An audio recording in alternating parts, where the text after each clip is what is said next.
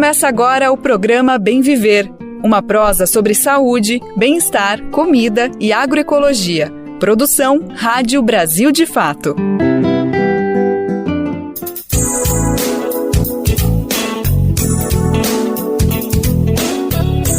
Olá, minha gente, hoje é sexta-feira, 3 de janeiro de 2025, a primeira sexta-feira do ano, hein? Está no ar Bem Viver, o nosso programa sobre agroecologia, meio ambiente, alimentação saudável, cultura popular e, claro, os temas e fatos que estão em destaque no nosso dia a dia.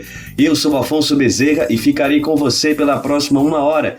O Bem Viver é uma produção do Brasil de Fato, veiculada diariamente às 11 horas na nossa rádio agência, a Rádio Agência Brasil de Fato, e retransmitida por uma rede de emissoras parceiras.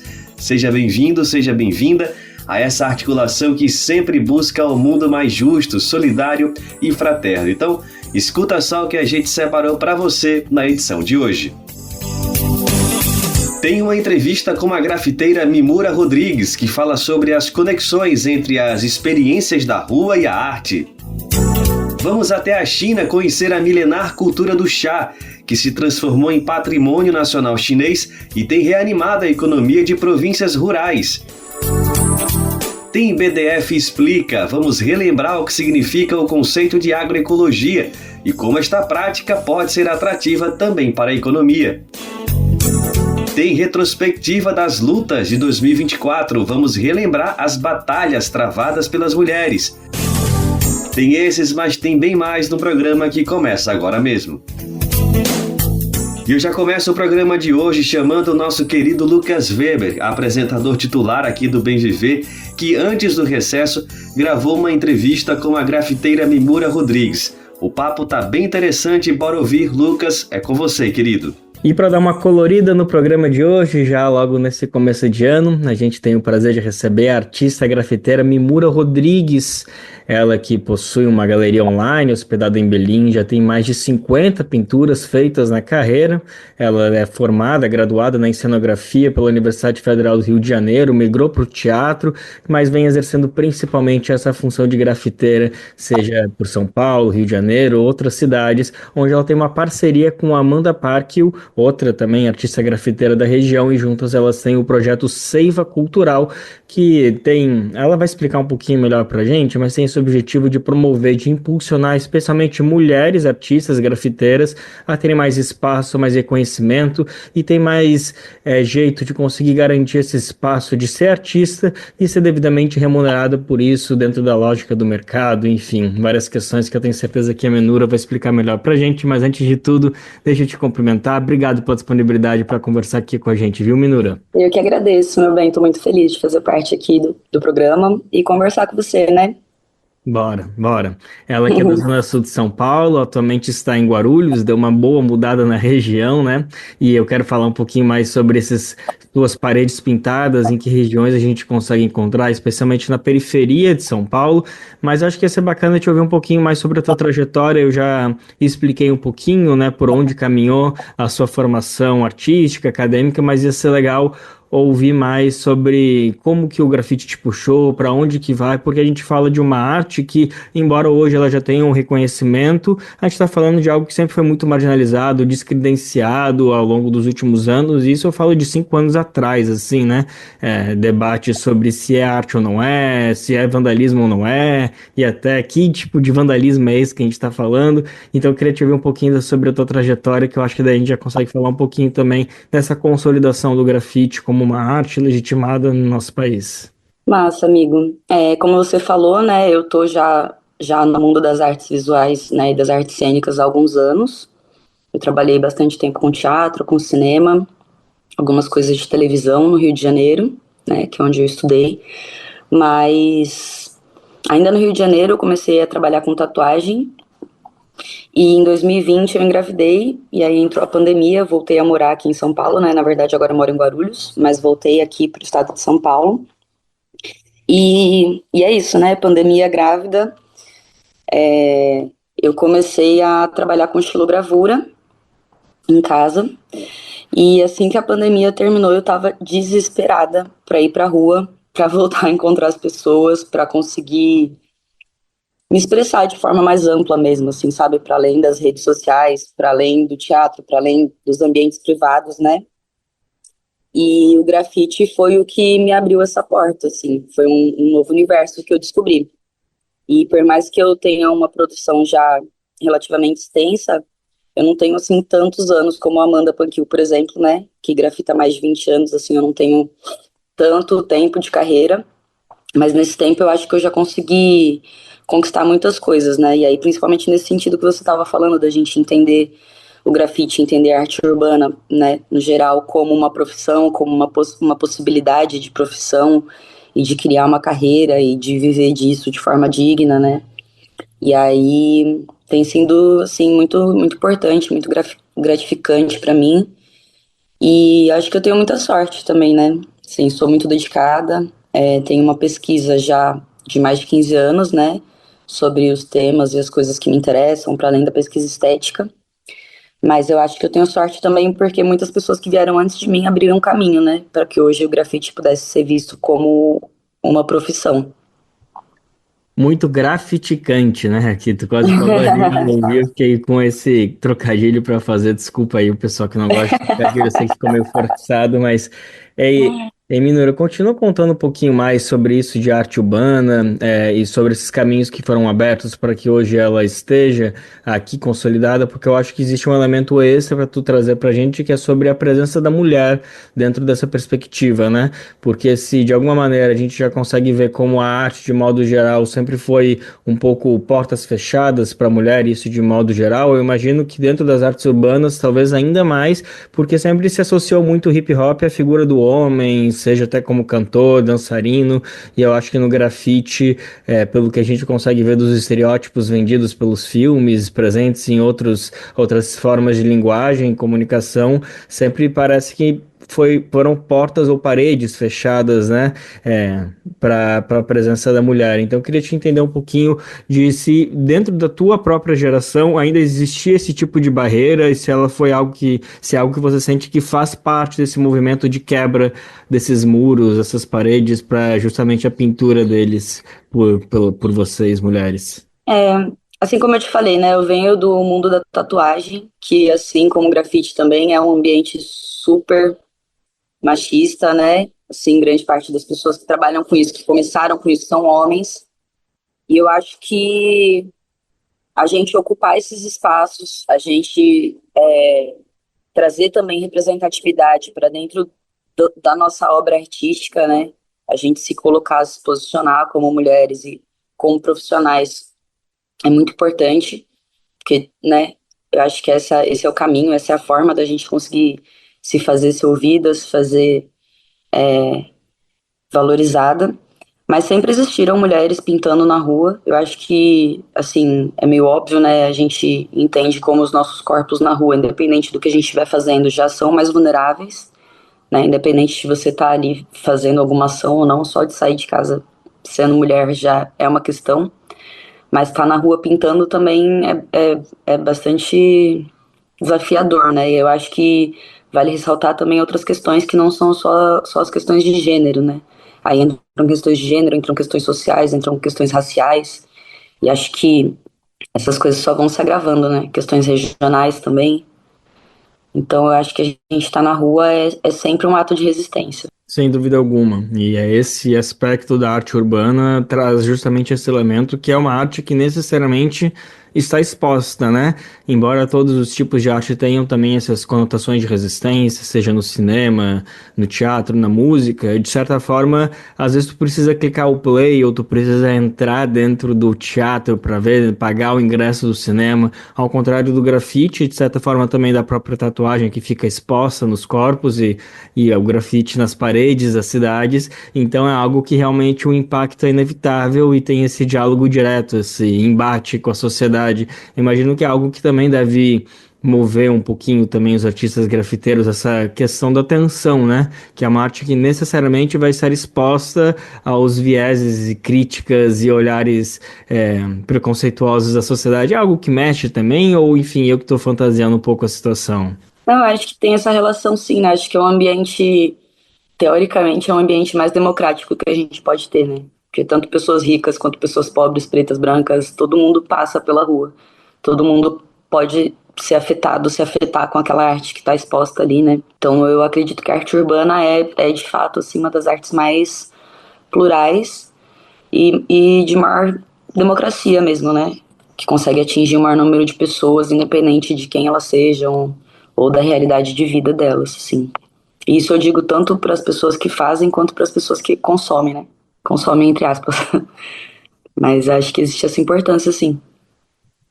Mas já vou pedir para tu falar um pouquinho, detalhar algumas das obras que tu tem espalhadas pelas ruas, seja de São Paulo, Rio e até outras cidades, mas eu queria aproveitar esse ensejo para falar mais sobre a Seiva Cultural, que é esse projeto que eu comentei rapidamente no início, uma parceria com a Amanda Pac, o que você estava falando, e eu queria então que explicasse um pouquinho melhor que projeto é esse, que iniciativa é essa, como ela surgiu, enfim, para a gente ir trocando uma ideia a respeito.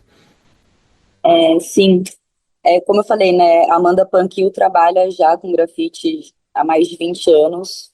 Ela tem uma caminhada muito linda, assim, e como eu falei, né, ela é uma das pessoas que abriu caminho e uma das mulheres que possibilitou que eu me sentisse muito mais segura e à vontade para estar na rua pintando, né? Eu que pinto há poucos anos.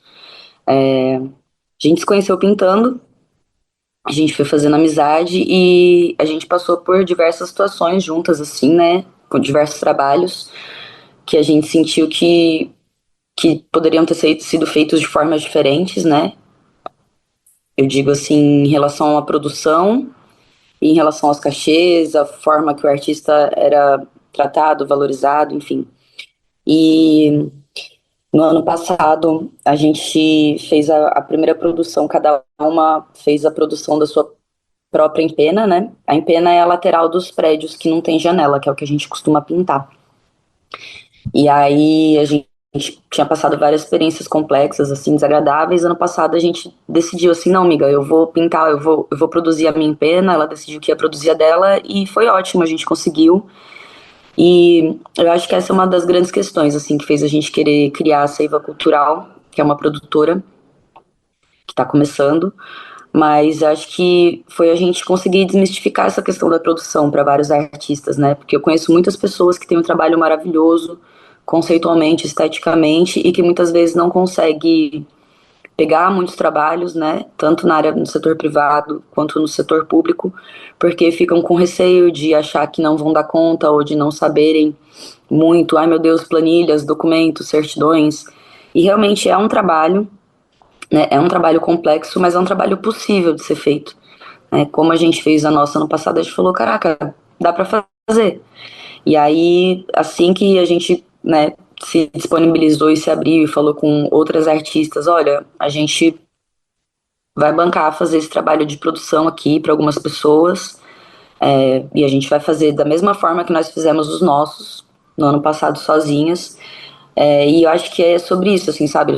Sobre a gente buscar uma remuneração justa e desmistificar mesmo, assim, todas essas questões, assim, abrir a planilha para as artistas, explicar, olha, existe esse fornecedor para pintar essa parede, a gente deve gastar mais ou menos tanto de tinta, a verba é mais ou menos essa. Então foi mais nessa intenção de conseguir, tem um termo que a Carol Itza, que é uma artista que eu adoro muito, que ela usa, que são os atravessadores, né? São pessoas que não necessariamente são do meio da arte, mas que elas, né, do meio do grafite, mas que encontraram ali um nicho possível para lucrar. E aí existem diversas produtoras que trabalham, né, com artistas de rua, de arte urbana, mas que não necessariamente estão com a intenção de valorizar o artista, não necessariamente estão com a intenção de conseguir um valor justo por aquele trabalho. E a gente criou a Seiva para tentar romper com isso um pouco, assim, ser uma opção, né? Uma outra opção para os artistas conseguirem desenrolar mais trabalhos remunerados.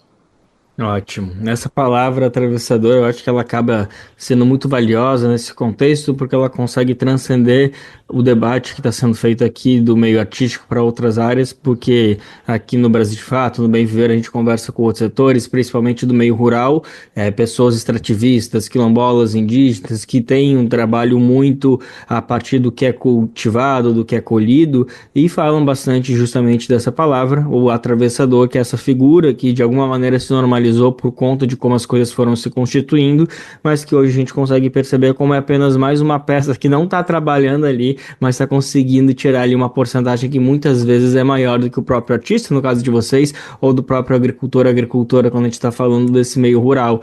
E é isso, a gente não está querendo demonizar figuras de ninguém aqui que estão aí dentro da labuta trabalhando, mas assim, encurtar caminhos, circuitos curtos, que é outra expressão que a gente usa bastante, principalmente quando a gente fala do campo, é cada vez mais necessário nessa sociedade que a gente está se distanciando, de conseguir falar diretamente com as pessoas que a gente quer, do objetivo que a gente quer e não necessariamente ter esse atravessador. É muito bacana te ouvir, Minura, porque quando chegou para mim essa proposta da Seiva Cultural, embora eu já conhecesse teu trabalho de outras maneiras, me pareceu que era algo que já estava até mais consolidado, mas agora te ouvindo um pouquinho que é algo que está começando ainda, enfim, me chocou um pouco, porque parece que vocês já estavam conseguindo ter pontes muito bem estabelecidas, que de fato é o que está acontecendo, mas parecia que era por conta de anos de estrada, mas pelo contrário, na verdade, é só que é uma ideia que vem dando tão certo que vocês estão conseguindo de fato se inserir e dialogar com os artistas. Fala então um pouquinho mais de quais são as projeções, as perspectivas que vocês esperam, assim, se vocês acham que vocês já atingiram o que vocês precisam, só querem aumentar a rede, ou se tem uma pretensão maior aí dentro de toda essa produção da Seiva Cultural. Eu achei interessante você falar isso, assim, porque eu acho que tudo que a gente faz é uma construção e as coisas vão se somando, né? Por mais que a gente tenha dado esse nome Seiva Cultural há pouco tempo, que a gente tenha oficializado, né? Ok, temos uma produtora, eu acho que toda a trajetória, né? Tanto da Amanda Panquil quanto a minha, assim, de relações pessoais, de relações profissionais com outros artistas, é o que faz a gente ter esse corpo que parece uma estrutura mais sólida do que o tempo que a gente existe oficialmente, sabe? Eu acho que a gente plantou faz tempo já essas relações que a gente criou com esses artistas, tanto de respeito quanto de confiança, né? E é isso, a gente conseguiu produzir agora, tem um edital que chama Museu de Arte de Rua, que é o maior edital do Brasil que tem, né, de grafite, que é daqui de São Paulo. A gente fez 12 inscrições e das 12, 8 passaram. Assim, a gente ficou muito feliz, mas foi o dobro do que a gente esperava, né, em volume de trabalho, assim, foi muito maneiro. E o nosso plano para o próximo ano é a gente conseguir seguir tanto com editais públicos, né, quanto conseguir com editais privados. E aí é isso, tanto eu quanto a Amanda, nós somos artistas, a gente vai continuar fazendo nosso corre em busca de trabalhos para nós mesmas, mas eu acho que a ideia é a gente conseguir, de fato, conseguir outros trabalhos, tanto no setor público quanto privado, para outras artistas, né, especialmente para mulheres, mas não exclusivamente.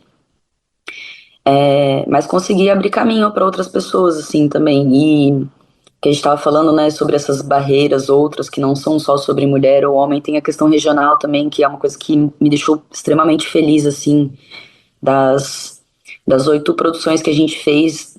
Uma era uma artista do Rio de Janeiro, 2 do Belém do Pará. E isso é uma questão também, assim, sabe, o Sudeste acaba parecendo um espaço super democrático, mas na realidade, na prática, é muito fechado, né, principalmente para artistas do Norte. Eu acredito, assim, né, artistas indígenas, artistas pretos. Então foi muito maneiro também a gente conseguir trazer essa galera pra cá, né? Assim, não nesse lugar de, ó, como ajudamos, mas nesse lugar de podemos fazer essa ponte, né? Que muitas vezes não existia um esforço, não existia um olhar aberto mesmo, né? Acho que do pessoal daqui de São Paulo para essas pessoas que são artistas incríveis, né? De outros lugares. Então, nosso plano é esse, é seguir abrindo caminhos e conseguindo trabalhos para essas pessoas e para nós. Com certeza. Isso é muito legal também. Que bom que tu trouxe esse ponto da regionalidade, porque sem dúvida a gente precisa olhar com essa perspectiva que existe esse mito da democratização sudestina, assim, né? De como é uma região de oportunidade para todo mundo que chega, mas a gente sabe que quando chega aqui as oportunidades seguem díspares à medida de todas essas questões que você estava trazendo, mas também se a pessoa é dessa região, é nascida daqui, tem os traços que se espera de uma pessoa que é nascida daqui, ou na verdade vem de outras regiões do país, e tudo isso acaba valendo e muito, pesando negativamente quando a gente entra, principalmente no mercado profissional, que é o que a gente está falando aqui. Olha só, Minura, acho que nosso papo está chegando ao fim, mas antes eu só queria voltar para o início lá da nossa conversa, quando eu te falei um pouquinho sobre como você chegou nesse meio do grafite, especialmente, que é uma arte que está conquistando esses espaços de legitimidade dentro da opinião pública brasileira, digamos assim.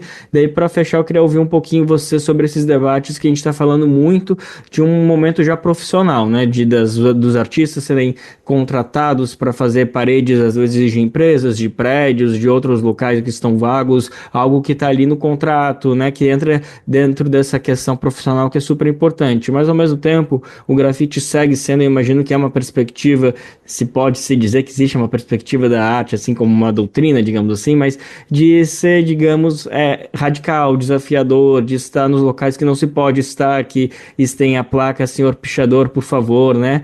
Me parece que é uma raiz que segue ainda pulsando, né, dentro dessa árvore da arte do grafite. E aí queria te ouvir um pouquinho se de fato existe esse dilema, se de fato existe essas duas vertentes, se elas conversam, se existem opiniões, enfim, como que as coisas caminham, porque eu até estava lembrando que eu já vi artes suas em paredes, em pilastras de São Paulo, que depois não estavam mais lá porque outra pessoa foi lá e pintou em cima, né? Por exemplo, no Minhocão, que é um lugar que tem bastante dessa rotatividade. Como que funciona isso, por exemplo? Tá tudo bem, a pessoa foi lá e pintar em cima da tua arte, ou foi um desafio? Enfim, como que é que a gente precisa entender essa questão também do grafite fora desse mercado já mais formalizado? Eu acho que, bom, a primeira coisa que eu entendi quando eu comecei a pintar na rua é de que o grafite é uma arte efêmera, né? Porque pode ser que venha outra pessoa e pinte por cima, a prefeitura pode pintar por cima, o muro pode cair, moradores de rua botam fogo para se esquentar e mancha a parede toda com a arte, né? Em uma semana que já não tem mais desenho nenhum. Então, para mim, a primeira coisa é essa.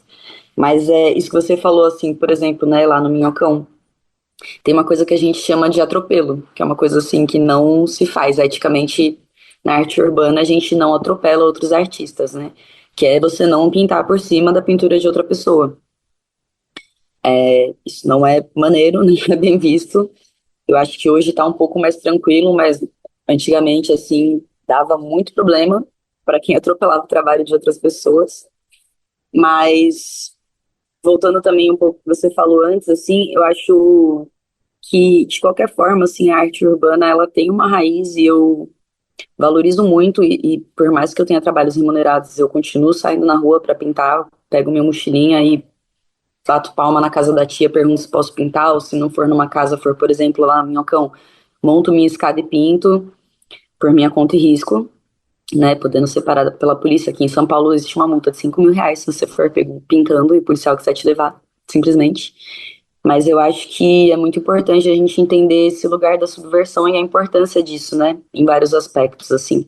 Eu acho que se não existisse esse caráter de resistência e de subversão, por exemplo, não teríamos mulheres pintando. Isso falando só de grafite, né? Mas eu acho que todas as lutas, todas as conquistas sociais que a gente tem passam em algum momento por esse lugar de parecer que estamos fazendo algo errado, né? Quando na verdade a gente está questionando o que é o certo. E aí, uma das artistas que eu fiquei muito, muito feliz, assim, que foi contemplada nesse edital é Eneri, a Irene. Ela é pichadora há muitos anos também, há mais de 10 anos. E é louco, assim, porque ela é muito reconhecida fora do Brasil. Tipo assim, ela já foi pintar museu em Roterdã, recentemente passou um mês nos Estados Unidos pintando o World Trade Center, sabe assim? E aqui no Brasil ela é super perseguida porque é pichadora.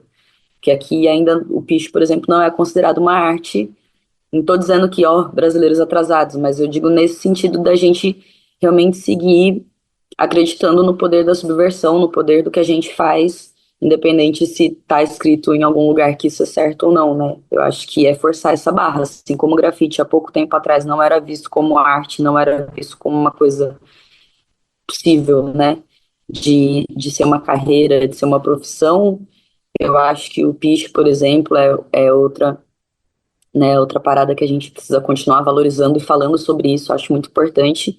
E o grafite que a gente fala que é o vandal, né? Que é você só pegar e pintar, sair e pintar. Eu acho isso muito importante também dentro das nossas possibilidades, né? Tipo assim, eu sou mãe, eu tô fazendo mestrado, eu tenho meus boletos para pagar, eu não posso sair todo dia para pintar na rua como eu poderia se eu fosse jovem, né, e não tivesse uma filha.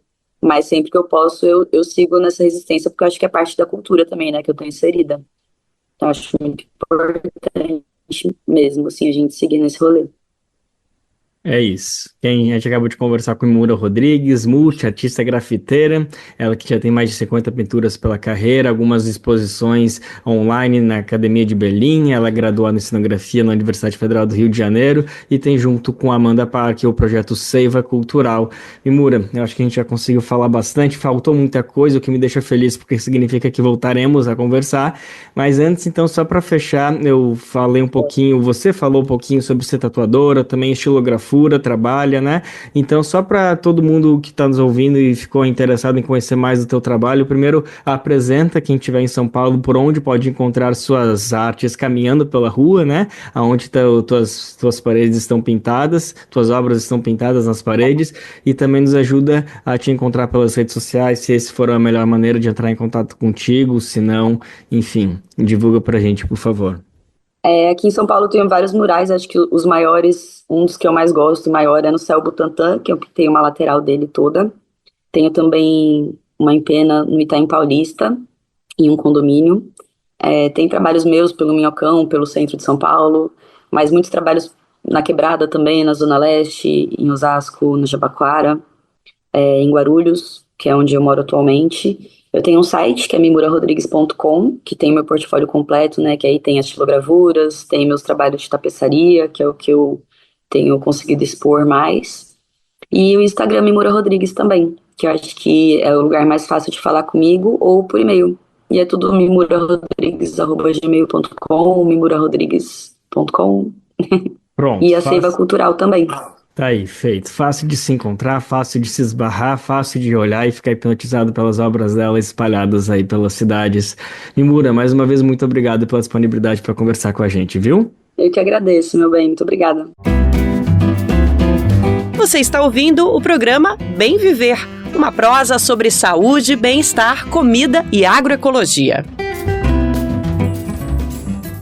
E agora um recadinho para você que gosta do Bem Viver e das produções do Brasil de Fato no rádio. O Bem Viver faz parte de uma rede incrível de parcerias que retransmite o programa por todo o Brasil. Já são quase 500 emissoras espalhadas pelo país que recebem e compartilham as nossas edições diárias. E a boa notícia é que essa rede pode crescer ainda mais. Se você faz parte de uma rádio e quer se juntar a essa parceria, é só se cadastrar no nosso site radiobrasildefato.com.br. Quando chega lá, clique em Como Ser uma Rádio Parceira e pronto, tá feita a parceria. Inclusive, eu quero aproveitar aqui e mandar um abraço super especial a todo mundo que faz essa articulação acontecer.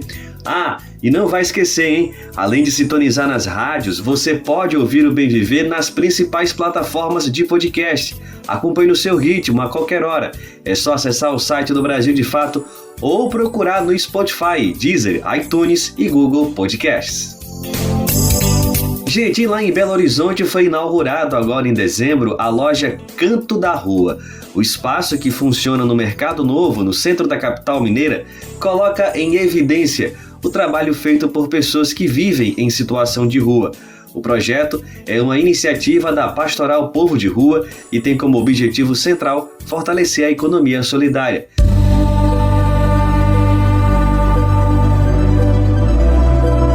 Dar oportunidade e visibilidade ao trabalho realizado por pessoas em situação ou com trajetória de rua.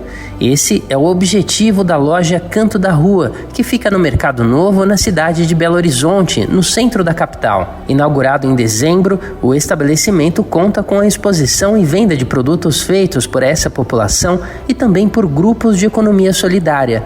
Entre os itens, o consumidor encontra roupas, bijuterias, bolsas, artesanatos, bonecos de pano e até produtos de limpeza e higiene pessoal. A Pastoral do Povo da Rua, iniciativa responsável pela inauguração da loja, reforça que o espaço tem o objetivo de ser autossustentável e, nessa lógica, os recursos das vendas são integralmente repassados aos empreendedores populares. É o que também reforça José Ribeiro Gomes, coordenador do projeto. A loja, quando pensamos o ponto fixo de comercialização Loja Canto da Rua, foi no sentido de contribuir com o município nessa questão que se tornou um fenômeno nacional, que é a população em situação de rua.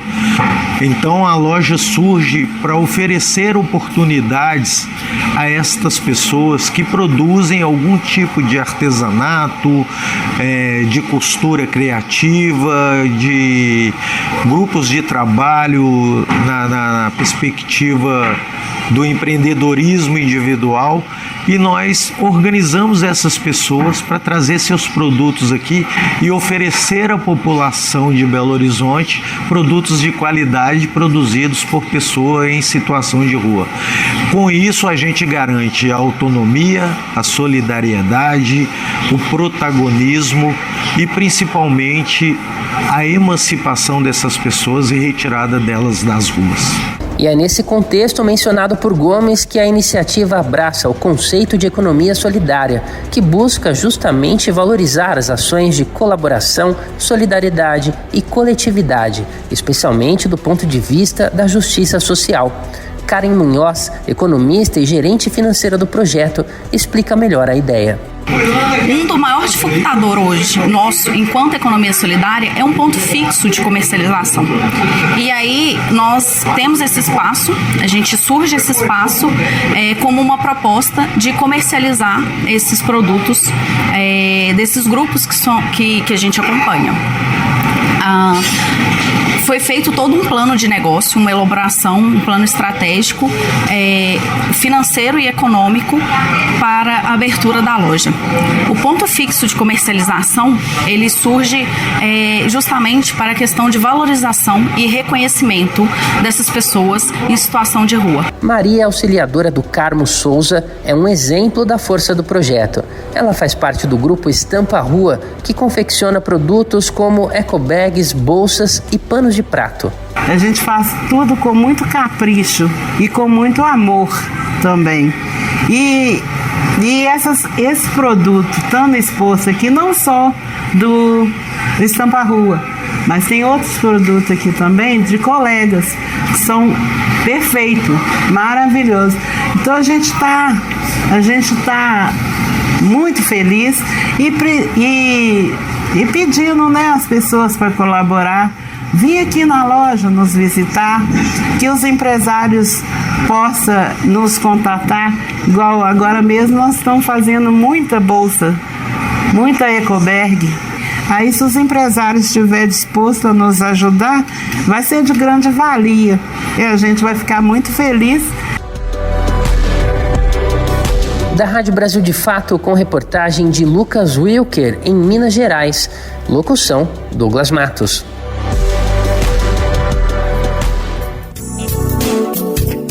E quando a gente escuta história de inclusão, superação, lembra logo das lutas dos movimentos populares, das pessoas que estão ocupando as ruas na luta por direitos. E em 2024, quem permaneceu no fronte foram as mulheres.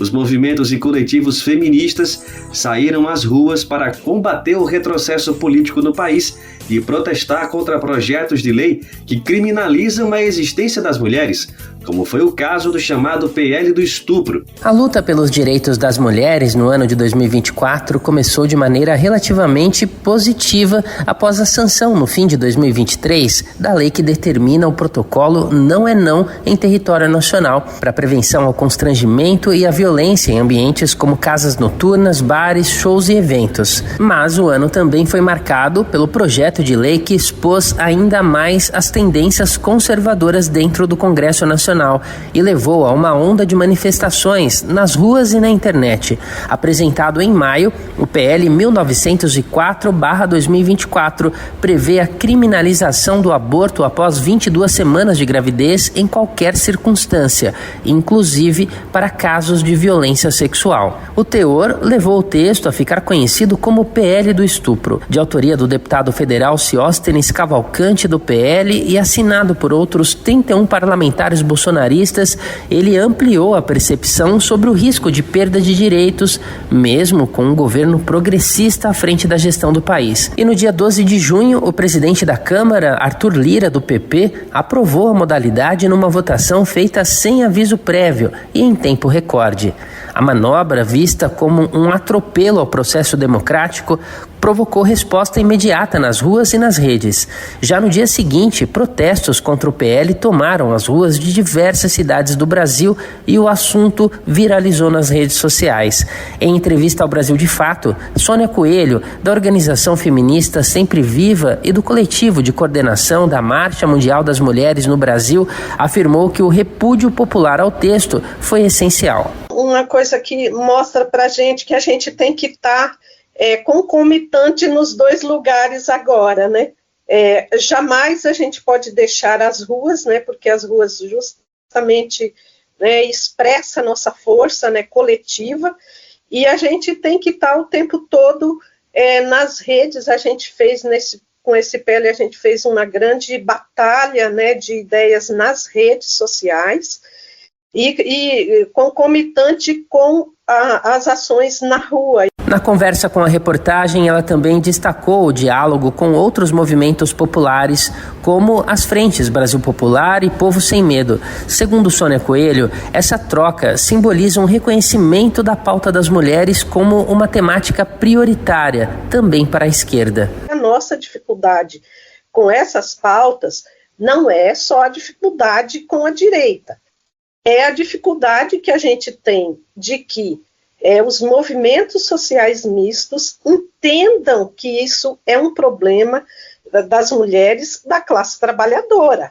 né, das mulheres pobres, das mulheres negras, das mulheres da classe trabalhadora, e que somos uma classe trabalhadora e que todos esses assuntos desrespeitam a todas nós, e não só ao movimento feminista como se fosse um problema menor e específico e tal, mas que é um problema de todos. O movimento nas ruas e na internet causou reações quase que imediatas, também de forma institucional.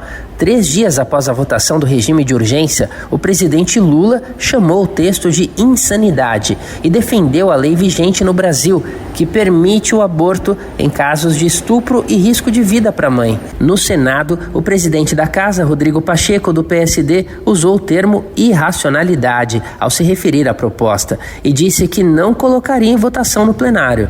Parlamentares, artistas, intelectuais e organizações da sociedade civil engrossaram o coro de repúdio ao PL.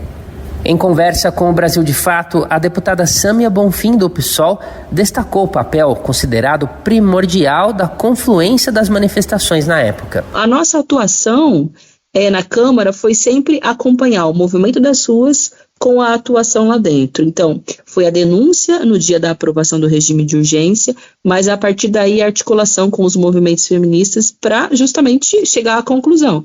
Se não tiver luta na rua, aqui dentro a coisa de fato vai passar com uma velocidade absurda e um retrocesso de um século. E aí foi uma combinação muito importante que eu acho que serve de lição para outros processos que a gente vai precisar enfrentar.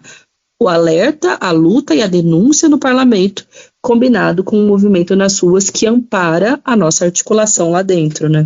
No mesmo dia em que uma enquete da Câmara foi colocada no ar para consultar a população, a OAB, Ordem dos Advogados do Brasil, aprovou um parecer apontando que o PL era inconstitucional. O documento foi entregue pessoalmente ao presidente da Câmara pelo presidente da OAB, Beto Simonetti. Segundo a ordem, o texto é grosseiro, punitivista e favorece o estupro. Com as repercussões negativas, no dia 18 de junho, Arthur Lira anunciou o adiamento da votação do PL para o segundo semestre, mas o tema não voltou à pauta da Câmara. Em 19 de junho, Sâmia Bonfim apresentou um requerimento para arquivar o projeto, o que, segundo ela, foi possível graças à luta nas ruas. Porque o Lira nunca, como um grande coronel que nunca recuou de projeto nenhum. Nunca chamou uma coletiva de imprensa para dizer que o Congresso Nacional, que a Câmara não tinha condições de levar adiante esse projeto, que ia ter que pensar em outras saídas. Chegou a dizer, inclusive, que nunca sequer tinha sido cogitado o projeto, porque, evidentemente, as suas também exigiram o fora Lira, tendo em vista que foi ele que operou a aprovação do regime de urgência. E o debate do aborto ganhou espaço no cenário nacional. O diálogo entre a luta pelos direitos das mulheres e outros movimentos populares, observado no levante contra o PL do estupro, também se repetiu em outras temáticas ao longo de 2024. Entre elas, a tramitação do projeto de lei de criação da Política Nacional de Cuidados. Apresentado em julho pelo Executivo, o texto reconhece a importância do trabalho de cuidados, de forma majoritária realizado por mulheres no país, e propõe medidas para valorizar a atividade e dividi-la de forma mais justa entre a sociedade, o Estado e as famílias. A Política Nacional de Cuidados foi sancionada pelo presidente Lula no último dia 23 de dezembro. Agora, os movimentos passam a se mobilizar pela implementação efetiva das ações previstas. De São Paulo, da Rádio Brasil de Fato, com reportagem de Nara Lacerda. Locução, Douglas Matos. Se liga na dica de saúde do Brasil de Fato para você. Olá, meu nome é Kalil Marinho, eu falo de São Paulo, eu sou fisioterapeuta pediátrica e hoje eu vim conversar com vocês sobre algo simples, mas que talvez não esteja na rotina de todo mundo. Você sabia que ler para as crianças é uma atividade que traz muitos benefícios? E que também a gente não precisa esperar que a criança saiba ler para iniciar esse hábito com ela? Isso mesmo, o bebê que ainda não nasceu já se beneficia de quando alguém lê para ele bem pertinho da barriga da mãe. Nesse momento ele já começa a reconhecer a voz de quem lê para ele. E para as crianças maiores, mas que ainda não sabem ler ou até mesmo reconhecer letras ou palavras, o momento da leitura estimula a imaginação e a criatividade, além de trabalhar o foco, a atenção e a memória. E claro, aumenta o vocabulário. Presta atenção na expressão das crianças quando elas estão ouvindo uma história. Elas vão demonstrar curiosidade, medo, surpresa, alegria. Isso porque nesse momento elas estão aprendendo a lidar com as próprias emoções. E por último, mas talvez o mais importante, o momento da leitura aumenta muito o vínculo de quem lê com a criança. Então colocar esse hábito na rotina da sua casa vai fazer muito bem para as crianças, mas também para os adultos. Até mais! Você está ouvindo o programa Bem Viver, uma prosa sobre saúde, bem-estar, comida e agroecologia. E agora a gente compartilha um recado de toda a equipe do Brasil de Fato. É que a gente precisa da sua colaboração para continuar produzindo conteúdos de qualidade, com todo o rigor jornalístico que você já conhece e confia. O nosso trabalho é e sempre será trazer a visão popular dos fatos, tanto no Brasil quanto no mundo. E você pode ajudar através do nosso Apoia-se, contribuindo com o valor que puder, que estiver ao seu alcance. Assim você se junta a quem luta contra a desinformação e constrói um futuro melhor para todos e todas. E aí, bora nessa? É super fácil, acessa agora apoia-se/Brasil de Fato. O link também está na descrição desse episódio, nas plataformas de podcast. Estamos contando com você. E a gente segue com o Bem Viver falando agora de meio ambiente e saúde, porque um estudo feito por pesquisadores da Fiocruz e da USP demonstrou que fenômenos climáticos como o El Niño e o Laninha têm relação direta com o aumento de casos da dengue aqui no Brasil. A Rádio USP entrevistou o professor Pedro Luiz Cortes, titular da Escola de Comunicações e Artes e do Instituto de Energia e Ambiente da USP, para falar sobre os dados desse estudo. Tanto o Laninha quanto o El Niño são fenômenos naturais e vêm sendo intensificados por causa da ação humana. Eles atuam sobre o volume de chuva e a variação de temperatura de uma determinada região, interferindo dessa forma na ocorrência de focos da dengue. É o que explica o professor Pedro Luiz Cortes. Vamos ouvi-lo.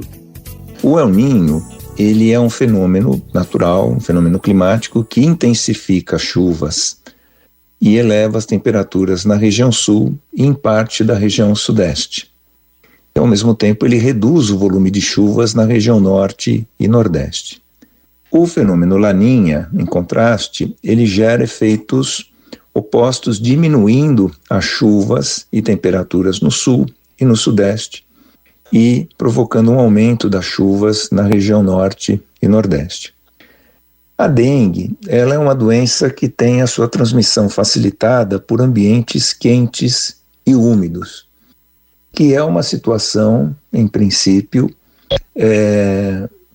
condicionada aí, o que ocorre sob o El Niño nos estados do Sul e em parte dos estados do Sudeste.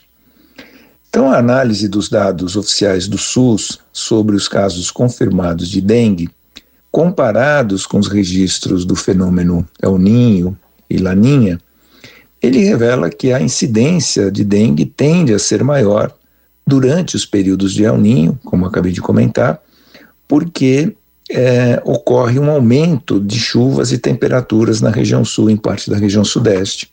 Então, que é uma situação que favorece a proliferação do Aedes aegypti, que é o principal vetor da doença, né? Os dados sobre os casos confirmados de dengue, eles foram levantados pelos pesquisadores Cláudio Maierovitch e Noeli Fabiano Oliveira de Moura, da Fiocruz, e Merely Weil Santana, do Procam, da USP. A comparação entre os dois conjuntos de dados, né, de casos confirmados de dengue e a ocorrência do fenômeno El Niño e Laninha, ele mostra exatamente isso, né, que a tendência da ocorrência da dengue tende a ser maior durante o El Niño. No entanto, em 2013, observou-se um aumento expressivo do número de casos de dengue durante um período de neutralidade climática, ou seja, um período onde não havia predominância nem do El Niño, nem do Laninha, embora em 2013 tivesse uma leve tendência à manifestação do Laninha, que é uma situação semelhante à que ocorre atualmente. Ou seja, embora o El Niño ele seja um indicador relevante para o aumento dos casos de dengue, é evidente que ele não é o único fator, já que a gente pode verificar aumentos significativos também em períodos de neutralidade climática, mesmo que isso não seja o padrão mais comum.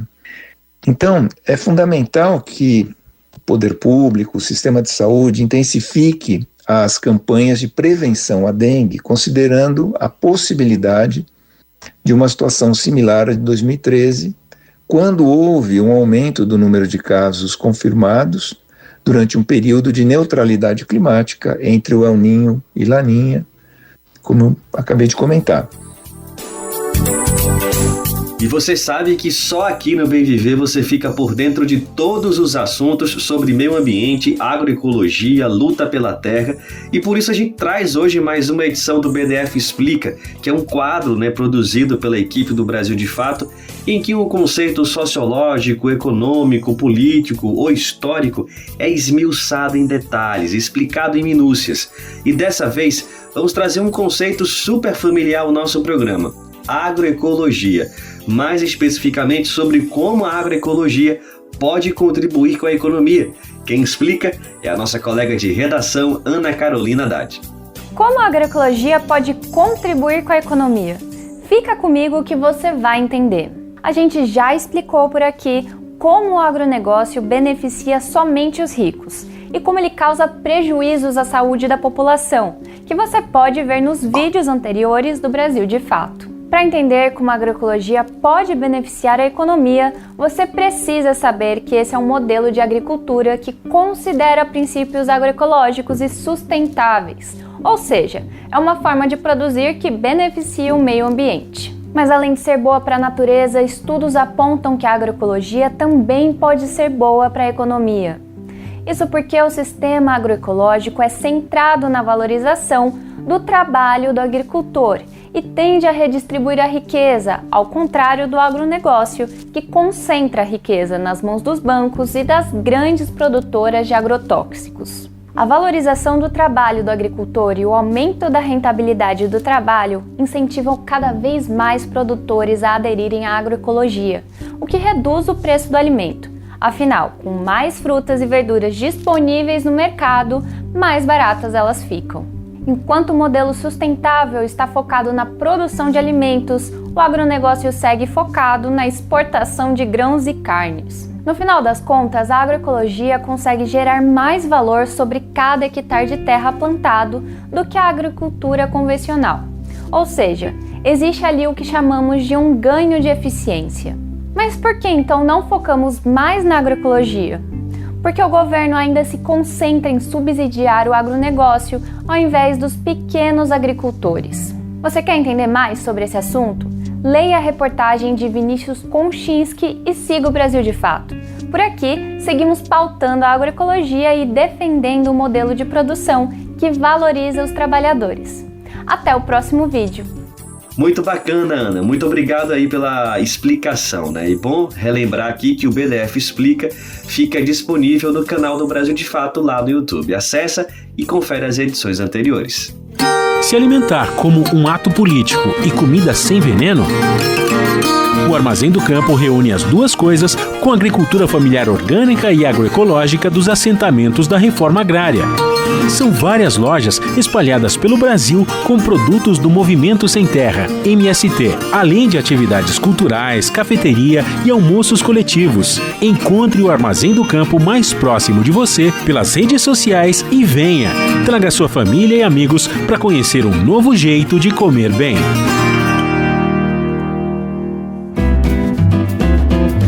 Você está ouvindo o programa Bem Viver, uma prosa sobre saúde, bem-estar, comida e agroecologia. E você sabia que além de acompanhar o Bem Viver, você pode receber as principais notícias do BDF diretamente aí no seu e-mail? Pois é super simples, basta se cadastrar em nossa página e escolher as categorias de notícias que mais te interessam. Assim você fica por dentro dos principais acontecimentos do Brasil e do mundo. E além disso, confere análises aprofundadas com uma visão popular do nosso dia a dia. Então acesse agora brasildefato.com.br/boletim. Eu vou repetir com calma, tá bom? brasildefato.com.br/boletim.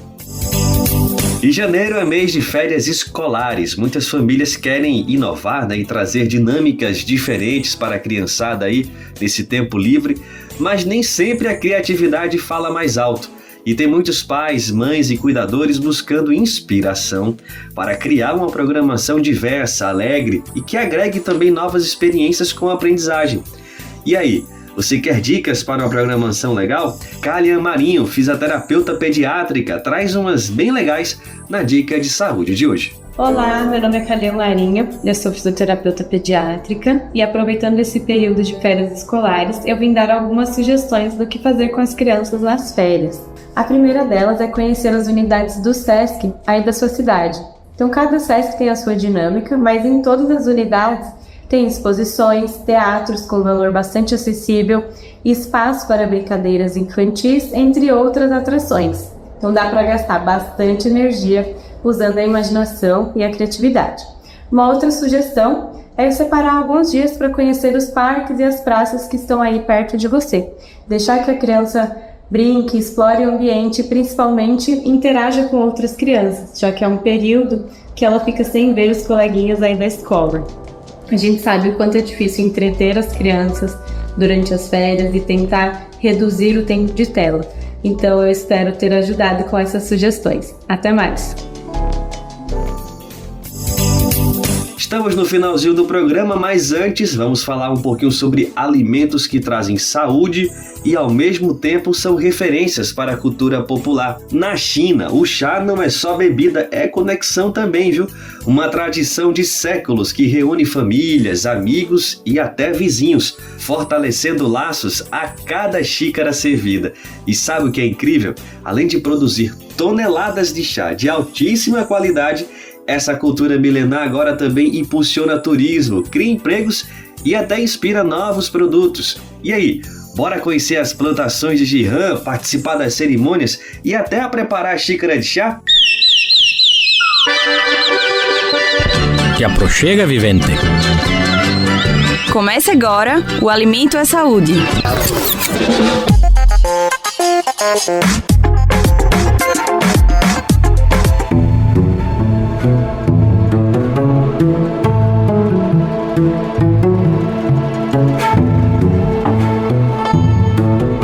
Zhejiang está entre as principais províncias produtoras de chá na China. Ela é uma das regiões com a mais rica variedade do chá verde. Zhejiang tem clima subtropical e o solo e a umidade favorecem o cultivo do chá. Yuhan é um dos distritos da capital dessa província, Hanjiang. Lá é produzido o chá verde ginseng, um produto de indicação geográfica nacional da China. A cultura do chá naquela região possui mais de um século. Em 2011, a cerimônia relacionada a este chá foi listada como patrimônio cultural imaterial nacional. As técnicas chinesas tradicionais de chá e as práticas sociais relacionadas a elas foram declaradas patrimônio cultural imaterial da humanidade pela Unesco em 2022. O reconhecimento abrange plantações, colheita e processamento, além de consumo e distribuição. Inclui ainda a cerimônia do chá ginseng, como explica Minji Yang, diretora do Parque Cultural do Chá Ginseng. Mais de 1000 anos atrás, nosso chá ginseng já era popular. Naquela época, nas dinastias Tang e Song, o consumo de chá era feito na família real. Na dinastia Song, ele evoluiu para uma forma tradicional de cada família consumir como sua bebida diária. Similar ao consumo do café no Brasil, o chá é considerado um importante fator de socialização. Ao incorporar a cultura chinesa do chá na lista de patrimônio imaterial, a Unesco destacou que a prática de receber convidados e construir relacionamentos dentro das famílias e entre vizinhos por meio do chá é comum a vários grupos étnicos na China, como destaca Minji. Na verdade, na cultura tradicional chinesa, beber chá também é uma forma de construir amizades. No processo de beber chá, sentamos para conversar com nossos amigos. O conteúdo da conversa pode ser sobre chá ou não, claro. Como a China é uma terra muito vasta, há uma quantidade de chás rica e variada. Quando começamos a fazer amigos através do chá, ensinamos a bebê-lo ou os convidamos para beber o chá que nós preferimos e discutimos também a maneira de beber chá junto. Agora, distritos como o de Yuhan tentam revitalizar a cultura do chá, principalmente através do turismo e de melhorias na produção. O processo de plantio e colheita do chá ginseng requer muito trabalho humano, desde a colheita até o processamento, embalagem e vendas. Assim, a criação de cooperativas tem gerado empregos com o melhor nível de rendimento para os moradores da região, conforme aponta Ma Quan, da Companhia de Turismo da Vila Jinshenzhen. Por meio do desenvolvimento e exploração do turismo rural, também integramos várias dessas atividades à vida dos moradores, incluindo muitas de nossas casas de chá e cerimônias de chá. Usamos o chá como um tipo de projeto turístico popular. Nossos turistas que vêm para a Vila Jinsheng, esses podem vir não apenas para passear e lazer, mas também podem conhecer como bebíamos chá nos tempos antigos. Também podem presenciar nossa colheita de chá e ir à nossa fábrica de chá para experimentar como preparar uma xícara de chá e assim por diante. Na região produtora, há vários dos chamados jardins de chá. Na área, são produzidas 3 toneladas de chá verde por ano e 1,5 tonelada de chá preto, como destaca Ma Quan. Desenvolvemos produtos diários com extratos de chá, como cosméticos e artesanatos, para enriquecer e diversificar nossa oferta. Nosso processo de produção é integrado com tecnologias e muitos de nossos jardins de chá adotam gestão inteligente e orgânica, melhorando a qualidade e tornando o processo mais limpo. Isso também impulsiona o turismo, com quase 3 milhões de visitantes anuais na Vila Jinsheng.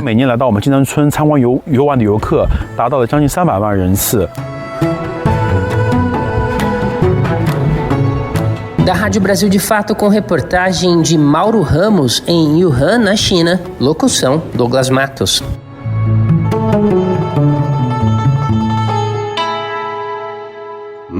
Que delícia, hein? Chega, deu vontade agora de tomar um chazinho também. Muito bacana essa viagem até a China e saber que uma cultura tão tradicional e milenar tem ajudado a reanimar a economia de regiões da China. Muito bacana. É com esse papo sobre chá que o Bem Viver dessa sexta-feira fica por aqui. Lembrando que você pode nos ouvir na Rádio Brasil Atual 98,9 FM na Grande São Paulo ou no site radiobrasildefato.com.br. Dá para ouvir ao vivo, hein? O programa vai ao ar em diversas rádios pelo país. A lista completa de emissoras que retransmitem o Bem Viver você encontra lá no nosso site, na matéria de divulgação diária do programa, que é publicada no nosso site lá no brasildefato.com.br. E eu quero também aqui aproveitar esse momento para agradecer a todos os veículos que estão com a gente nessa parceria e reforçar que o Bem Viver também fica disponível como podcast no Spotify, Deezer, iTunes e Google Podcasts. A apresentação e roteiro do programa hoje foi comigo, Afonso Bezerra. A edição e produção foi de Douglas Matos. Os trabalhos técnicos de Lua Gattinone. A coordenação de rádio e TV, Monize Ravena. Diretora de programas de áudio, Camila Salmásio. A direção executiva é de Nina Fidelis. O apoio é da equipe de jornalismo do Brasil de Fato. Muito obrigado pela audiência, bom final de semana, até segunda. Você ouviu o programa Bem Viver, uma prosa sobre saúde, bem-estar, comida e agroecologia. Produção Rádio Brasil de Fato.